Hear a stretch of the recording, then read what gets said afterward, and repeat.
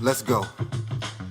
Today we're talking about point of view, or narrative perspective, the position from which the narrator tells the story. There are three main types of point of view: first person, second person, and third person. YOLO. Now, in the first person point of view, a character in the story is the narrator. This character is telling the story.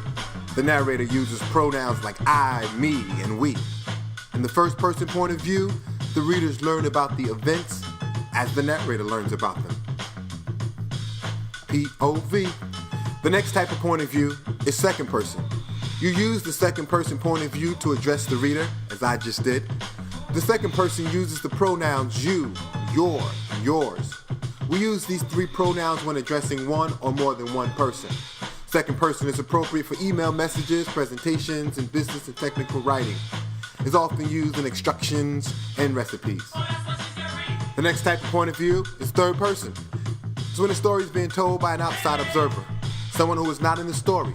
The author uses the pronouns he, she, and they. In the third person point of view, the author can tell about the thoughts, actions, and feelings of other characters. We're talking POV. You down with POV? You down with POV? Who's down with POV? You down with POV? Point of view? You down with POV? Point of view?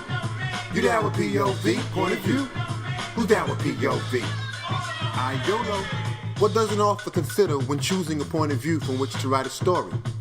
The point of view from which a story is told affects the reader's experience, as well as the writer's flexibility in telling the story. I know authors select a point of view from which to tell a story in a conscious effort to accomplish specific goals. For example, first person may be used to develop the reader's empathy for the protagonist. I know that in literature, authors typically use first person, third person omniscient, or third person limited points of view. I know third person limited is when the speaker or narrator is an external voice, as evidenced by he, she, it, her, him, they, who only knows the thoughts and feelings of one character.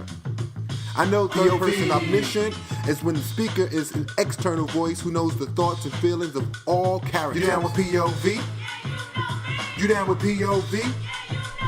You down with POV?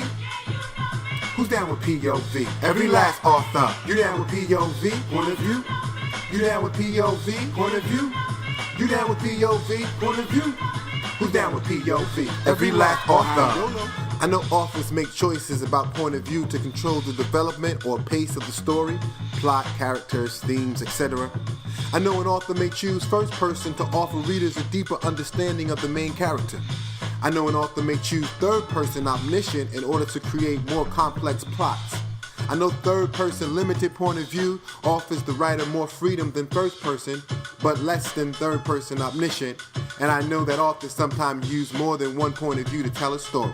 Come on, repeat after me. First person I, second person you, third person he, she, or they. First person I, second person you, third person he, she, or they. Your turn. First person I, second person you, third person he, she, or they.